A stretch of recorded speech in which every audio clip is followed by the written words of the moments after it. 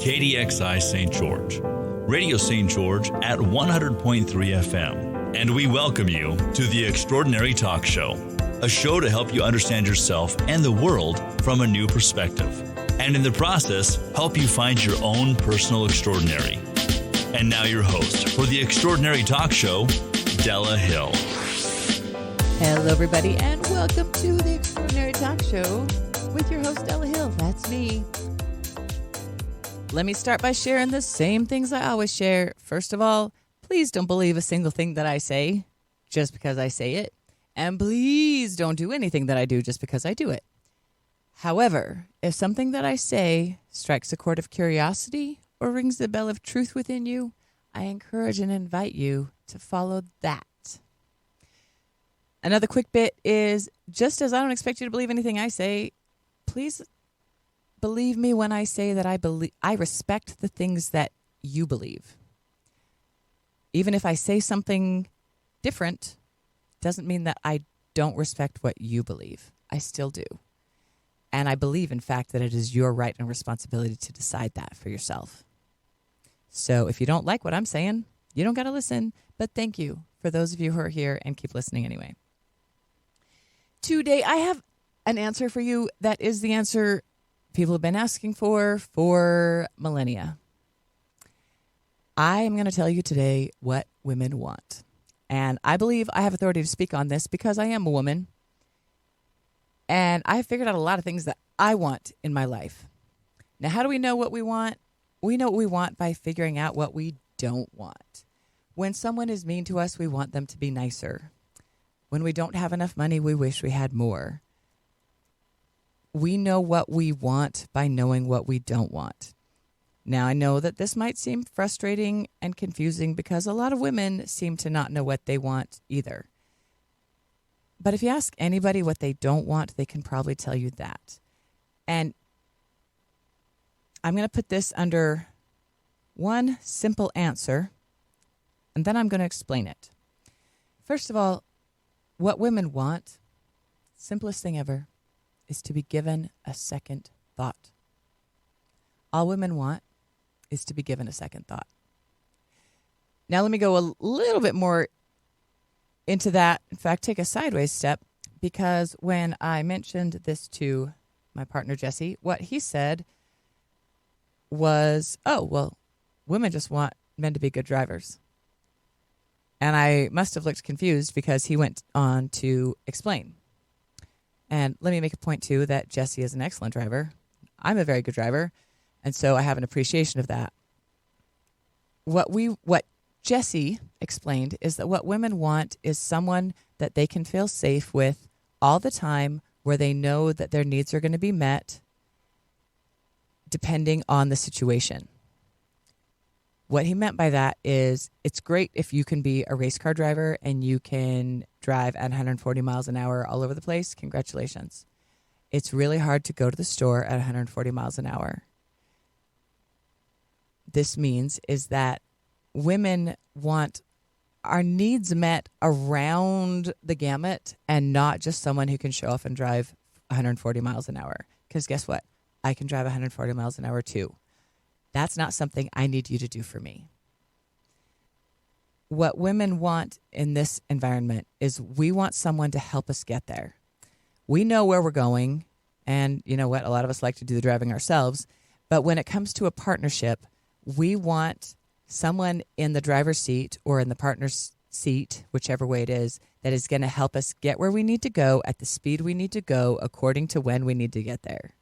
We want someone who knows how to be chill, who knows how to take the back way, who knows how to take it easy and relax and stop on the side of the road to take pictures of ducks. But we also do want someone who knows how to hit the gas, who knows how to hit the accelerator and really spice things up once in a while. We like that once in a while pretty consistently, but not all the time. The rest of the time, we want someone who can get us to the grocery store safely. So in that way, it's not that complicated that we want more than just someone to get us where we're going as fast as we can. We want to get where we're going with the most care and the highest level of efficiency possible. So that's one example. So women want good drivers. And that goes, I hope you got the metaphor there, that goes across the board. And that brings me back to what I believe women want, which is to be given a second thought. What does that mean? You understand, and a lot of people will argue with me, and they will say, Della, what are you talking about? Women are treated equally today. Haven't we accomplished that? Don't women make as much money as men do? You might ask those questions. But if women were being treated equally or even close to that, I think it would be easier to answer this question, what women want. No one's asking the question what men want, but it is an unanswered and seemingly unanswerable question, what women want. People still, we say, oh, everybody's being treated equally now, but clearly this question hasn't been answered, so something isn't equal. And we're not asking for equality. Not everything is equal. But what women want is acknowledgement. A second thought is acknowledgement, because it was only 100-ish years ago that women in America were able to vote. And I'll acknowledge the states of Utah, and I think it was either Wyoming or Montana, not sure which, was at the very, very first to allow women to vote. But before that, women couldn't vote. And before that, women couldn't own property. And before that, depending on where you lived, women couldn't receive an inheritance. And basically, if you go back a couple hundred years, women were treated like children, meaning they didn't have any rights. They weren't allowed to vote. They weren't allowed to receive an inheritance. They weren't allowed to own property. And when they talked, they were ignored. If they had something good to say, it was surprising, or at least to the people who were listening. But children and women, up until only a couple hundred years ago, held the same status. They had the same rights. Women and children, I mean, they're always put together in the same sentence, right? Right? Because women and children, until a couple hundred years ago, actually had the same rights. Women were paid the same as children for the same work. And while we're making a lot of progress, we've come a long way since then. No question. Thank you for that. I didn't even realize this until I actually paid attention. So if you don't believe me, that's fine. But please look at it. Please notice this, because when I noticed it a lot. That women are not always given a second thought. What that means is women are not always acknowledged. Just as a child might say something silly and you might not even bother to acknowledge it, women often feel that when we speak, we are not acknowledged. Now, I think sometimes, not always, but sometimes that's because the men around us, not always, sometimes, the men think that the women and children that belong to them, because some men do think of them as belonging to them, they believe that those women and children do belong to them, and therefore their thoughts and ideas are also their property, which means that if a woman or a child speaks and says something thoughtful or helpful, the man who feels that he owns that woman or child doesn't even feel like that's a separate thought from himself. He feels like that's his own thought. It's just echoed by one of the beings whom he owns. And because it doesn't even seem to him like a separate thought, he doesn't acknowledge it. It just feels like his own thought that just was spoken from that mouth over there. Now, that doesn't still happen today, Della. On some level, depending on where you go, it does. Not every man does this, but in fact, it's so prevalent that women do it to other women. It's part of our culture. It's what we're used to. We are slowly and steadily, and thank you for all of that, making progress to treat women more like adults. And because of all the progress that we've made, you might think that we don't need to focus on this or not. We don't need to pay much attention to it. I said the other day in a conversation that Christian churches today are widely responsible for the patriarchal treatment of women and for holding women down. And the person I was speaking to immediately spoke up and said, "Oh, no. Other religions are way worse than Christians. What are you talking about? Like, some parts of the world and some religions, they don't even let women show their ankles and wrists." Absolutely right. No question. Are you going to tell me that just because Christians do it less than other religions, that makes it okay? Because I don't think it does. Being less bad than the next guy doesn't make you right. So again, I don't ask you to believe me, but pay attention around you and pay attention to how often a woman speaks and she is not even acknowledged, that someone might glance at her, but they don't even agree with her. They just continue talking as though she started their sentence for them. Another thing that might happen is if the woman or child, and depending on the case, says a thing that the person disagrees with, the first thing they do is ignore it. And this can be frustrating for the woman or child because being ignored when someone disagrees with us feels almost exactly the same as being agreed with when someone disagrees with us, because it very often, not always, but very often lacks acknowledgement. That even if we say something that you disagree with or they disagree with, rather than saying, "I see where you're coming from with that," it's just ignored as though that was an erroneous thought that can just be blown off and not bothered with. So it's very confusing for women and children, actually, when we say something and it's ignored, and we don't know if it's ignored because it's an agreement or if it's ignored because it's not worth responding to or not seen as worth responding to. Now, occasionally a woman will continue to speak up when she's being ignored for disagreement.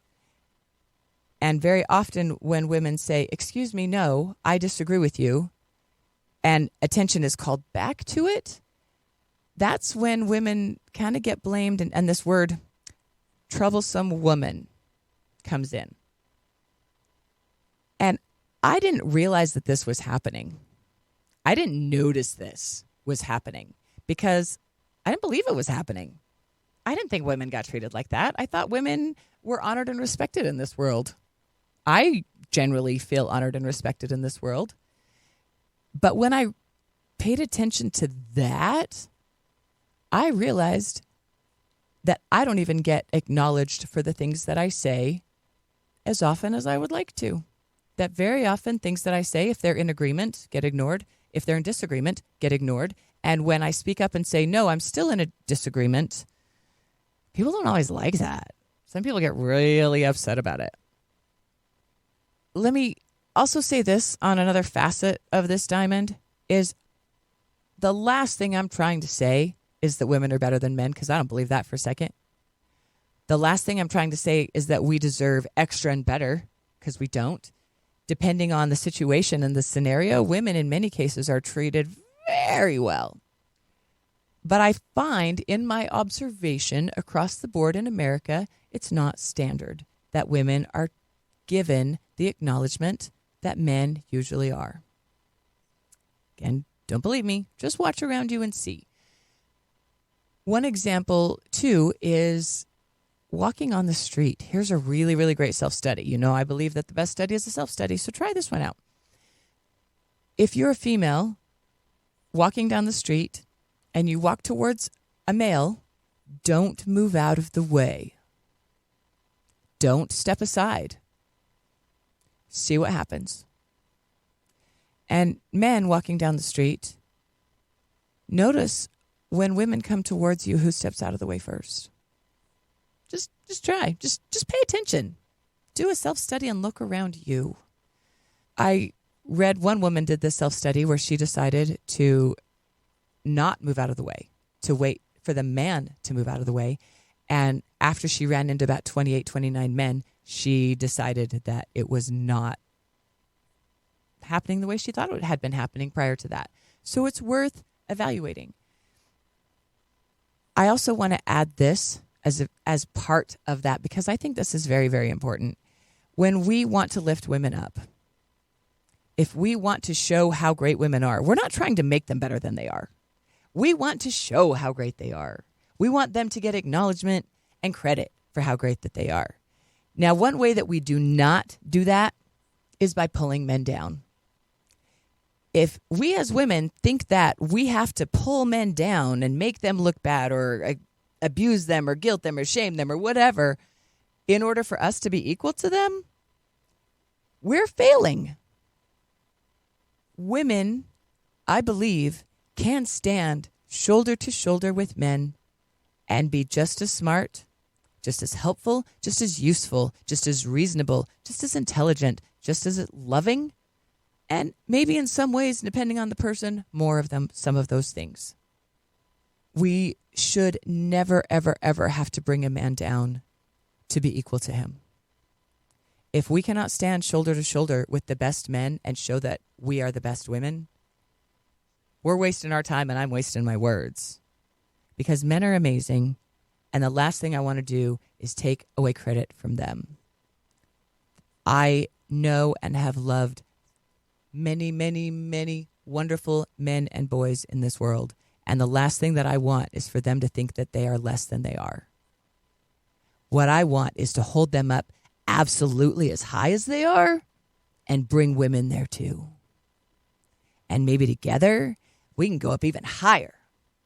Because one thing that I hear a lot when I talk to people about this, when I share this idea that women aren't treated equally, one thing that men say very, very often, but no, not me. Ask my wife. In my home, that's not how it is. In my home, my wife is loved and respected. And gentlemen, when you tell me that, I believe you. And thank you for that. In fact, what that really tells me is that you guys have figured it out. There are many, many men out there who have figured this out. A lot who haven't still, I'm sorry. Worse than I realized it was. But there are many men who have figured this out, at least on some level, that they have figured out that the woman that they chose to share their life with, the more honor they give her, the more respect they give her, the more love and in all of those ways that they can give her, the more she magnifies it back to them. Women are magnifying mirrors. Whatever you give us, we will give you back and then some. So if you give us glory and honor and love and respect, you're going to get that back. One way that I believe Christian churches don't do this, let me be very clear, is that they do not teach about Mother God. Christian churches are based on the Melchizedek priesthood. The Melchizedek priesthood is a very patriarchal priesthood, which, while in some places it does allow women to be initiated and ordained into the priesthood, yet does not give them full rights, responsibility, and authority that men have. Typically across Christian religions, they honor the Melchizedek priesthood, which does not honor women. So, if Christian religions want to improve their treatment of women, they should take a look at the priesthood that they're using, largely the Aaronic or the Melchizedek priesthood, and go back to look at the history that the Aaronic and the Melchizedek priesthood don't honor women. However, there are many, many other priesthoods in the world that do honor women. And as a woman, if I'm looking for a priesthood that I want to be a part of, that I want to have in my life, I would choose one that honors me.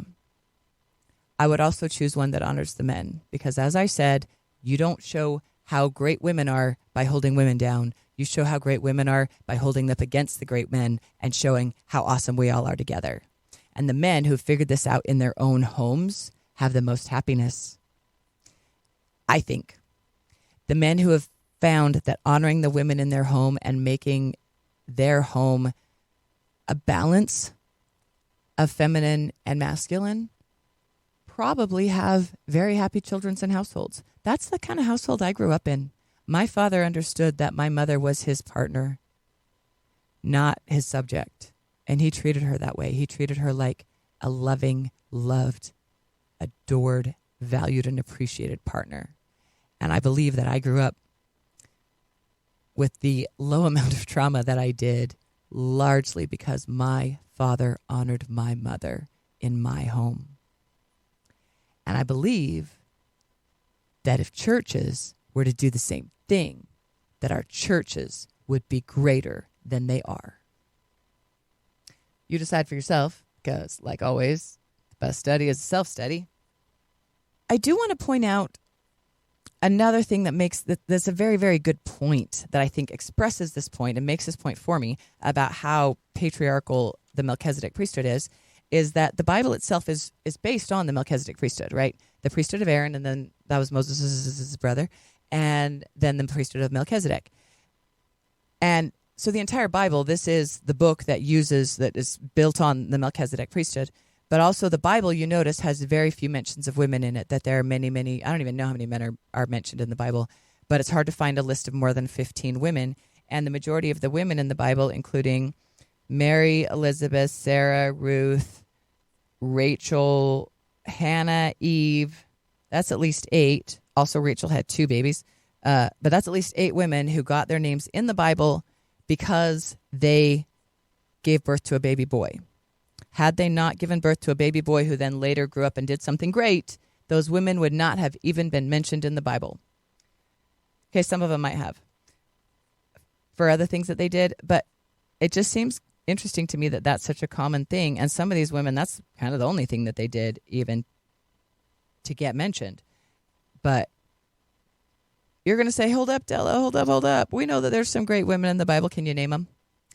Because I had to go do a search and look, because I learned when I did a search, I learned about Priscilla, who was a church leader at the time of Peter. She and her husband were church leaders in their local area together. Also, you've got Deborah, who was the only female judge at the time of Judges to be named in the Bible. So she must have been pretty awesome to actually be a female judge that got her name in there. But Deborah herself was not cool enough to get a book in the Bible. There are 2 women you will note that did get books in the Bible. You have Ruth and Esther, as you recall. And I have always loved the stories of these 2 women, and I always thought it was really cool that they got their books in the Bible. And then I had paid attention to what it was. I looked closer. What was special about these women that they got a book in the Bible? And what it came down to, I figured it out. Both of them had the lives of at least one of the person that they were responsible for, and were put in a place where the life of that other person might actually be lost if this woman didn't do something. And so the thing that this woman did was she placed herself before a man, knelt down at his feet, and begged him. And that worked for both Ruth and Esther. Both of them were able to save the people that they were seeking to save in doing that. And also in doing that, both of them got themselves a book in the Bible. I don't understand why the woman who was the greatest judge in the Bible, or the greatest female judge in the Bible, got her name, no book. But the 2 women who got their names in there bowed down before a man and begged. That tells me something about how the Melchizedek priesthood and the Christian churches see and treat women. And I'm not okay with that. That is not acceptable to me. What women want is to be acknowledged. What women want is to be given a second thought. Ruth and Esther were barely given a second thought, and they had to kneel down and beg for it. I don't think our women today should have to do that. I think that if people figured out what many husbands have figured out, that when you honor and glorify your wife, your life gets better. That is what women want. That's Della. I'm your host. I love you. I will talk to you next time. Mwah! Remember, I'm not trying to tell you what to think, but I am trying to get you to think for yourself. You've been listening to The Extraordinary Talk Show with Della Hill. Search YouTube and Facebook, Spotify, or Podbean for video and podcasts of this show, or go to radiostgeorge.com. We'll see you next week for another edition of The Extraordinary Talk Show.